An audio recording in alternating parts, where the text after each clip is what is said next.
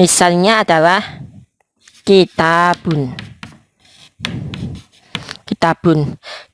Kitabun ini berasal itu kata-katanya itu sebagian dari huruf-huruf hijaiyah.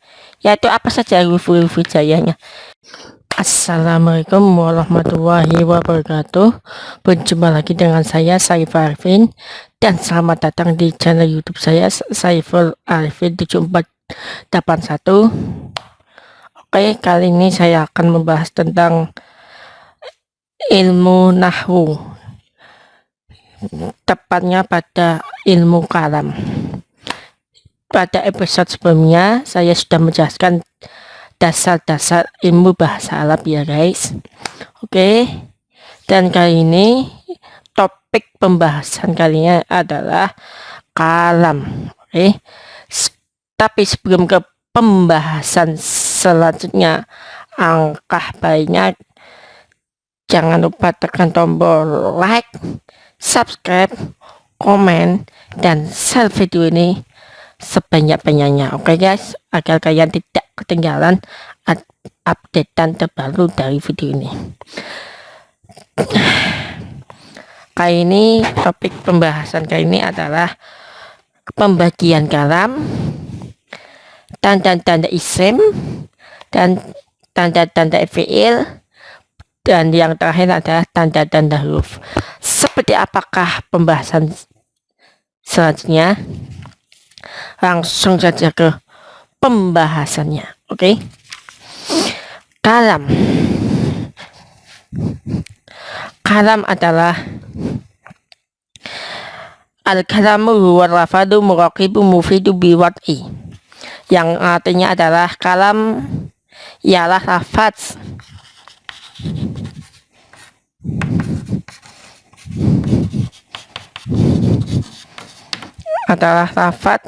yang tersusun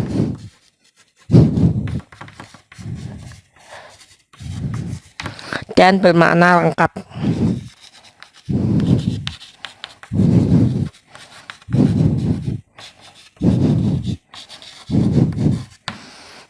Itu adalah pengertian kalam secara gurbannya. Kalam ialah lafaz yang tersusun dan bermakna lengkap. Itu yang dinamakan kalam, dan pengertian kalam ini adalah hanya secara gurbannya saja. Oke guys, maksudnya adalah kalam itu menurut istilah para ahli ilmu nahwu, kalam harus memenuhi 4 syarat. Yang harus dipenuhi oleh kalam ini ada 4 syaratnya. Apa saja itu? Yang pertama adalah lafaz. Lafaz ini harus ada dalam ilmu kalam. Jika tidak ada lafaz, maka mana jadi kalam itu? Oke. Lafaz itu adalah as-sautu mustamilu ala ba'di huruf hijaiyah. Lafaz adalah ucapan yang mengandung sebagian huruf hijaiyah. Misalnya adalah kitabun.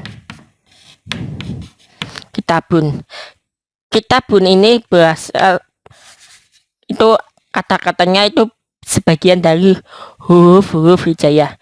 Yaitu apa saja huruf hijaiyahnya? Kaf, ta, alif, dan ba. Ini tuh huruf hijaiyah. Huruf hijaiyah yang sudah saya jelaskan pada episode sebelumnya. Oke. Jika lafaz ini tidak sebagian huruf hijaiyah, maka tidak terjadilah kalam. Setiap kalam itu harus memiliki lafaz. Lafaz itu mengandung dalam ucapan yang mengandung sebagian dari huruf hijaiyah. Kitabun misalnya, itu artinya buku. Majlisun juga ada huruf hijaiyahnya, yaitu mem, jim, lam, sin. Artinya itu majelis. atau tempat pengumpulan orang-orang yang soleh. Koramun ada juga, yaitu Qaf Lam Mim. Qaf Lam Mim artinya pena atau pulpen. Masjidun juga ada, yaitu Mim Sin Jim Del dan wal akhor. Masih banyak contoh dari lafaz ini. Oke. Jadi suara ayam, beduk, kaleng, petir, dan yang lain sebagainya itu tidak termasuk dari lafaz. Itu termasuknya hanya termasuknya sumber bunyi saja. Oke. Syarat yang kedua yang harus dipenuhi oleh kalam adalah murokab. Murokab atau tersusun. Apa itu murokab atau tersusun? Murokab adalah ma tawakabu min kalimatain fa'aksaro. Artinya adalah ucapan yang tersusun atas 2 kalimat atau lebih. Murokab itu gabungan dari kata-kata tersebut. Misalnya Zaidun Qaimun, itu kan gabungan ada 2 kata atau lebih, Zaidun dan Qalamun. Artinya Zaid berdiri. Contohnya lagi Allahu Akbar. Allahu dan Akbar artinya Allah Maha Besar. Contohnya lagi Subhanallah. Subhana dan Allah yang artinya Allah Maha Suci. Wal akhor. Wal akhor amsilati murokab au tersusun. Oke. Sampai di sini fahim tum? Fahim dah insyaallah. Oke. Jadi kalau satu kalimat saja, misalnya kolamun, bukan termasuk murokab. Yang dimaksud dengan kalimat di sini ialah sepatah kata. Harus tersusun, misalnya adhabu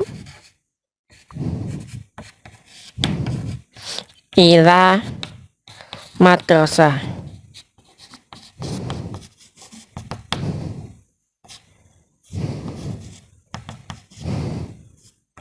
Ini murokab yang tersusun, adhabunya ada, madrasahnya juga ada. Harus keseluruhannya harus ada 2 kalimat atau lebih. Ini kan kalimat, terus ada hurufnya. Itu syarat yang harus dipenuhi oleh kalam yang ketiga adalah mufid atau bermakna. Saat ini harus dipenuhi oleh kalam itu. Jika tidak ada mufid atau bermakna, maka lafaz dan murokab tidak akan ada.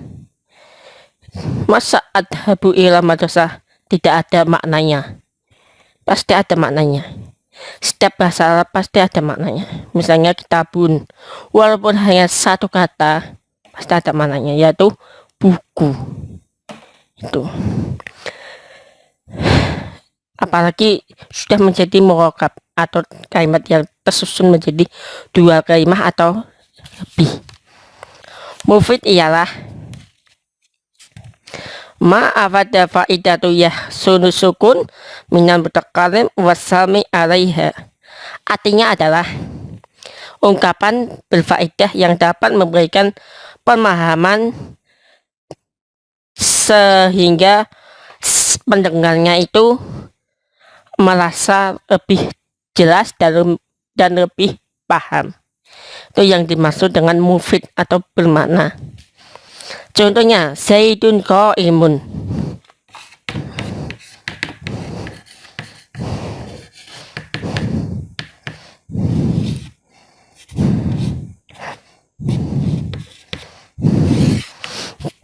dua kalimat, Zaidun dan Qaimun.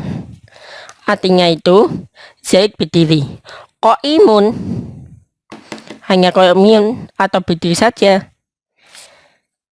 Sebagai jawaban dari pertanyaan kaifa halu Zaid.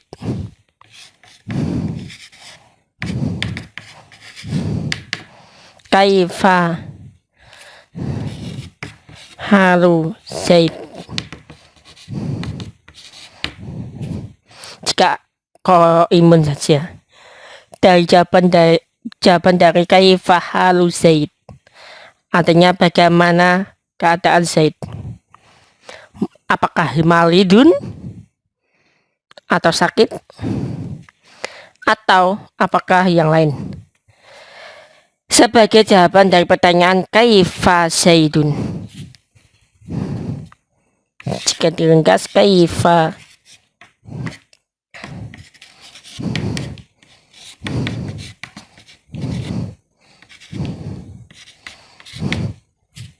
ini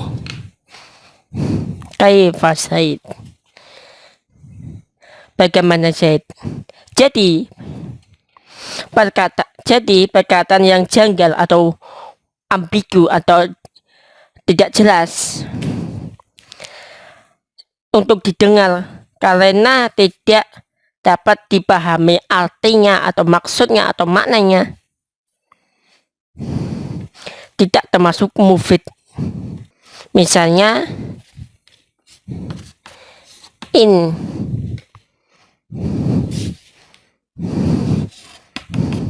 koma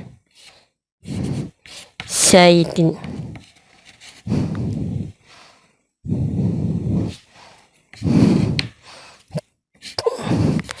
Ini kan masih ambigu, in koma Zaidun masih ambigu, tidak tahu maknanya apa, sedang apa, itu masih ambigu.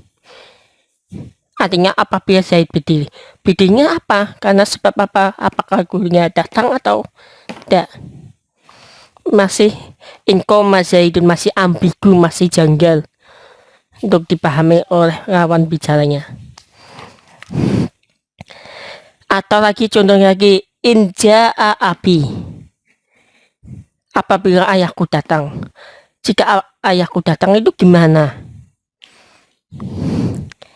Kalau tanpa dilengkapi kalimat yang lainnya. Kalau perkataan itu ingin disempurnakan lagi, jika kalimat in koma Zaidun itu lebih disempurnakan, lebih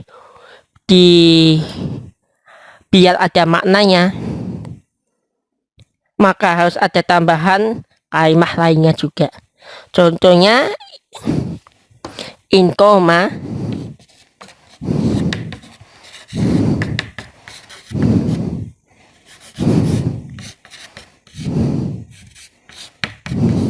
Zaidun kumtun.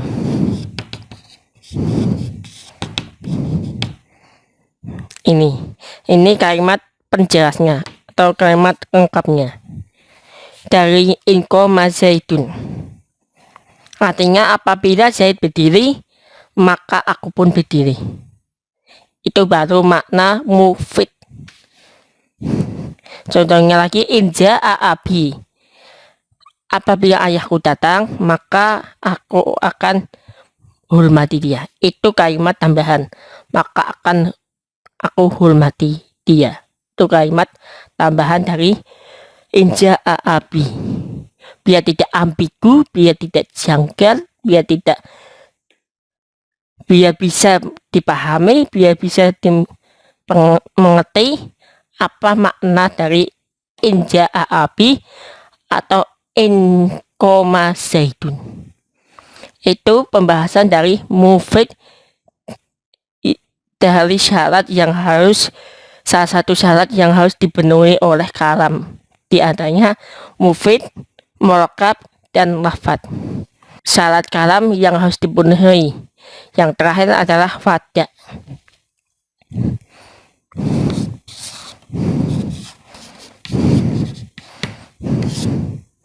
Wada ini syarat yang terakhir.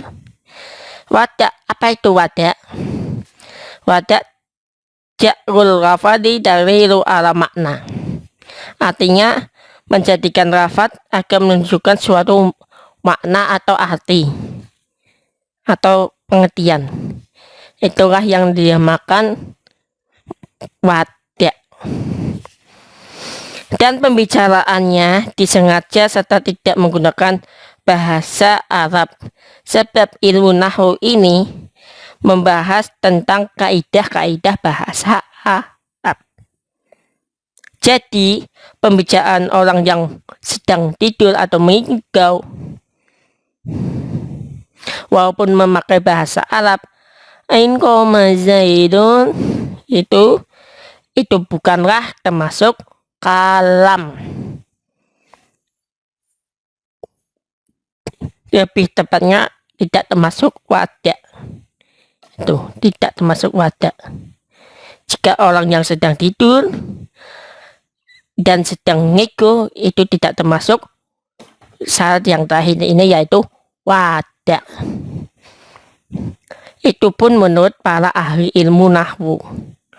Itulah syarat-syarat yang harus dipenuhi oleh kalam. Pengertian secara globalnya, kalam ialah lafaz yang tersusun dan bermakna lengkap, dan kalam itu harus memenuhi 4 syarat. Itu pun menurut para ahli nahwu.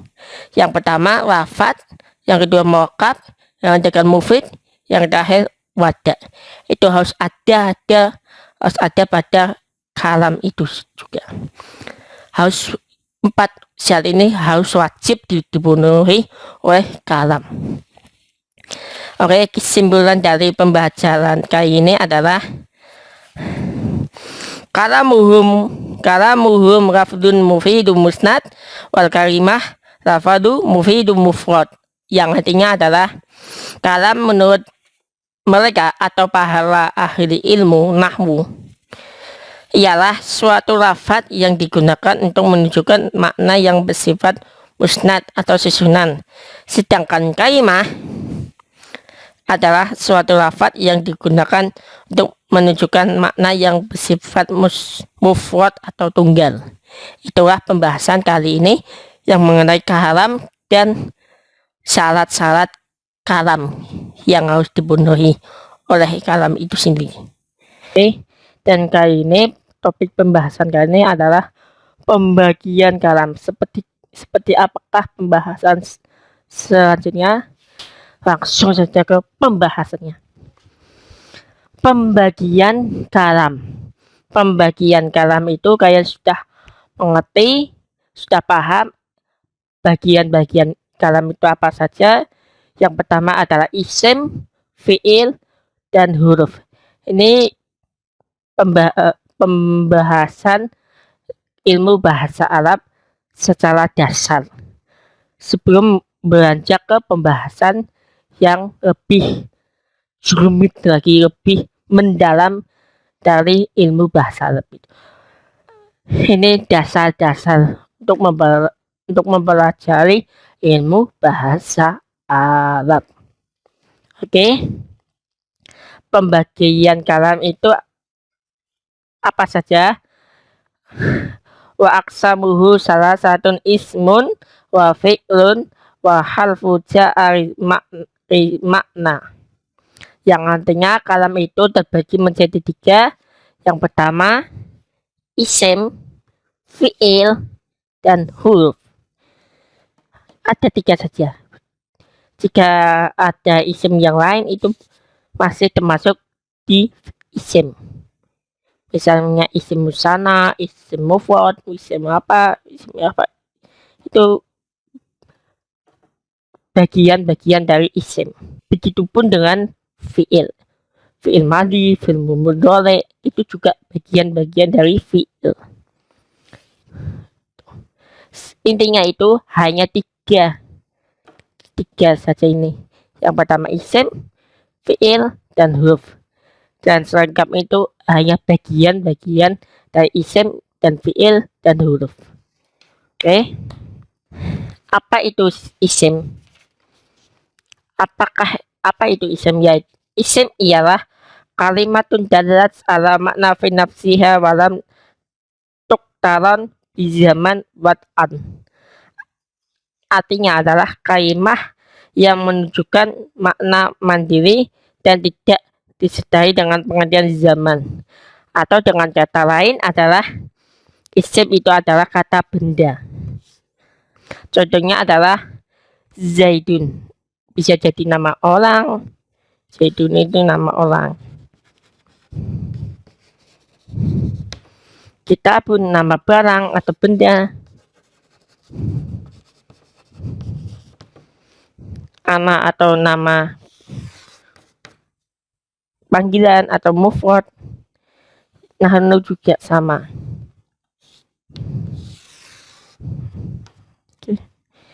Bisa jadi nama orang, nama benda, dan nama panggilan. Itu yang dinamakan isim. Contohnya adalah ya tadi Zaidun, kitabun, ana, dan nahnu, wal akhor. Masih banyak contoh-contoh isim yang lainnya. Yang kedua, pembahasan yang kedua adalah fi'il atau kata kerja. Apa itu fi'il? Fi'il ialah kalimatun dalat ala makna fi nafsiya wa turinat di zaman wat'an. Artinya kalimah yang menunjukkan makna mandiri dan disertai zaman. Atau dengan kata lain adalah fi'il itu adalah kata kerja.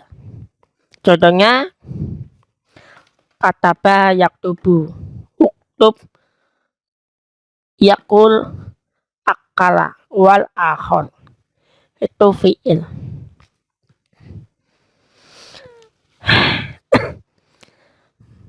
Masa itu terbagi menjadi 3 bagian. Fi'il itu terbagi menjadi 3 bagian. Madi, mudhari,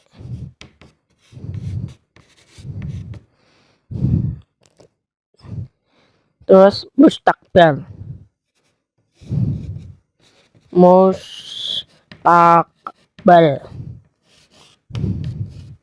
Fi'il itu terbagi menjadi 3 ya macam ya guys, yaitu madi, mudhari, mustaqbal. Itu bagian-bagian fi'il. Dan madi juga terpecah menjadi beberapa bagian lagi. Ada madi apa, terus mudhari juga ada mudhari apa. Itu pembahasan secara mendalamnya, secara mendalam. Ini masih dasarnya saja dulu. Yang terakhir ada huruf. Huruf ialah kalimat dalat ala makna fi khairiha. Artinya kalimah yang menunjukkan makna apabila digabung dengan kalimah lainnya atau kata bantu di dalam bahasa Indonesianya. Contohnya itu ada min, ila, fi, ala, wal akhor. Itu huruf. Itu contoh-contohnya huruf. Ini juga ada artinya min, dari, ila, ke, fi, di dalam, ala, atas. Ada artinya, tapi tidak kalam, tidak termasuk kalam itu sendiri. Agar menjadi kalam atau bisa dapat dipahami secara oleh lawan pembicaranya, huruf ini harus digabung, harus dirangkai dengan kalimat yang lainnya. Misalnya seperti isim dan fi'il harus digabungkan menjadi satu. Itulah yang disebut kalam. Maksudnya adalah kalimat yang dapat menunjukkan makna apabila dirangkaikan dengan kalimat yang lainnya. Tidak dapat berdiri sendiri, dengan kata lain huruf adalah kata depan. Itu sudah saya jelaskan ya tadi. tidak bisa berdiri sendiri. Huruf itu harus dibantu dengan fiil ataupun isim. Harus dibantu dengan kedua ini. Jika isim fiil itu tidak ada, maka huruf tidak bisa berdiri sendiri walaupun punya arti. Semua itu mempunyai makna yang pasti bila digabungkan dengan kalimat lainnya. Seperti dalam contoh Zaidun ila madrasah. Terus apalagi di sini siltu minar ibati ila masjid. Artinya saya telah pergi dari pondok ke masjid. Oh, contohnya lagi hal solaita bisa berubah pertanyaan hal solaita atau aina baituka atau aina unwanuka itu wal akhir.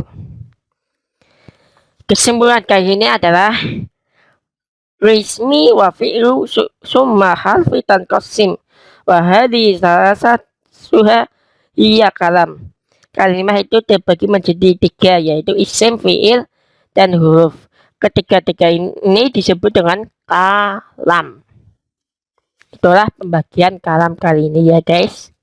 Oke, kita lanjutkan kembali pembahasan selanjutnya, yaitu mengenai tentang tanda-tanda isim.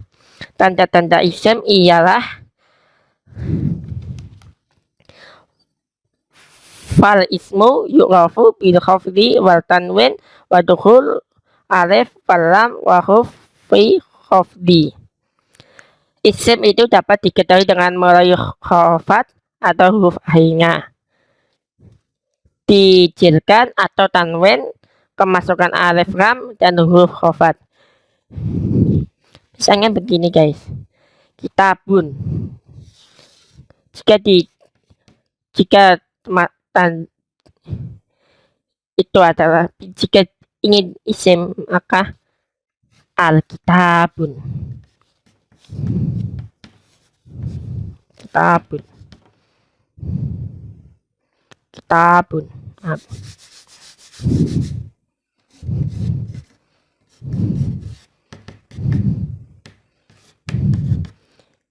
Ini tanda-tandanya isim ada huruf alnya. Jika begini juga ada, yaitu tanwinnya, ditanwinkan, domah tanwin, dan atau diakhirkan atau dijilkan. Itu tanda-tanda isim. Apa itu huruf khafat? Khafat ialah wahia min wa ila wa an wa ala wa fi wa ruba wal ba wal kaf wal lam wa huruf qasam. Artinya huruf khafat ialah min, ila, ala, fi, ruba, atau sedikit sekali atau banyak sekali, ba, dengan kaf seperti lam untuk, dan huruf qasam atau huruf sumpah.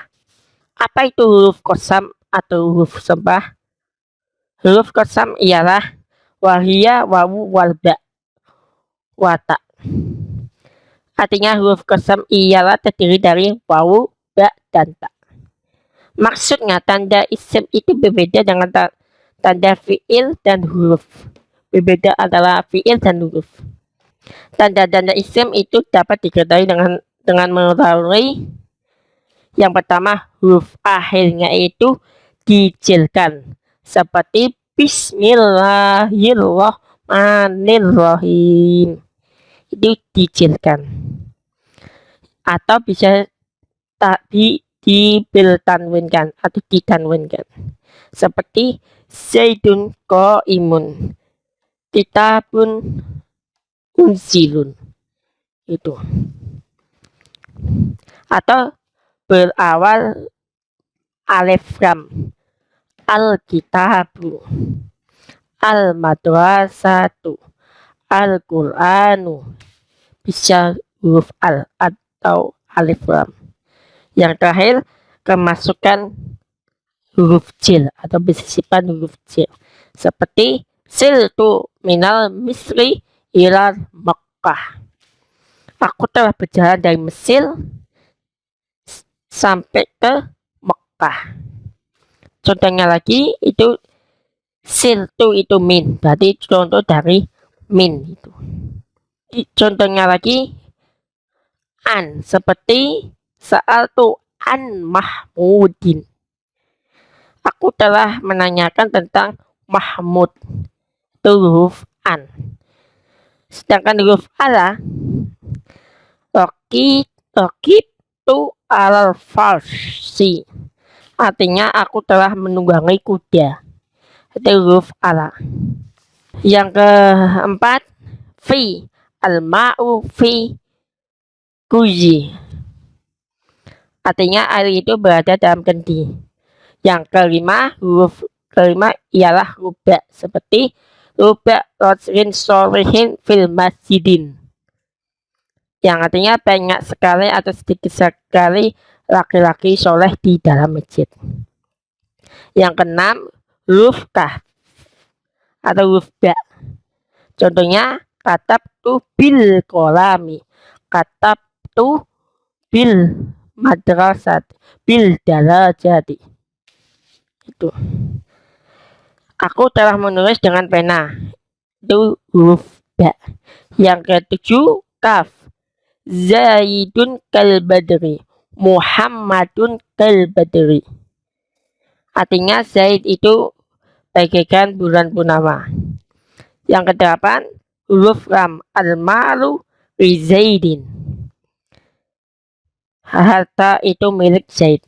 Yang terakhir, huruf terakhir itu adalah huruf qasam atau huruf sumpah, seperti wallahi, billahi, tallahi, seperti di dalam ayat suci Al-Quran yang terdapat di surat Al-Asri, demi masa, wal asri, watin, watur, itu juga huruf qasam. Oke, kesimpulan kali ini adalah fali ismu bitanwin wal hafidhi ulif wa harfi hafidhin wa bilam wal alif, artinya adalah tanda isim itu dapat diketahui dengan melalui tanwin, hafat, huruf-huruf hafat, dan dengan melalui lam alif. Itu pembahasan selanjutnya mengenai tentang tanda-tanda fi'il. Tanda-tanda fi'il. Di episode selanjutnya, channel ini hanya channel edukasi, hiburan, dan game belaka. Oke, mohon maaf jika ada kata-kata yang dapat menyinggung perasaan Anda semua. Mohon maaf lahir dan batin. Billahi taufiq hidayah. Assalamualaikum warahmatullahi wabarakatuh. See you dan goodbye. Berjumpa lagi di channel YouTube saya, Saiful Arifin. Dan jangan lupa tekan tombol like, subscribe, komen, dan share video ini, serta aktifkan lonceng notifikasinya agar mendapatkan video terbaru di channel YouTube saya ini. Oke.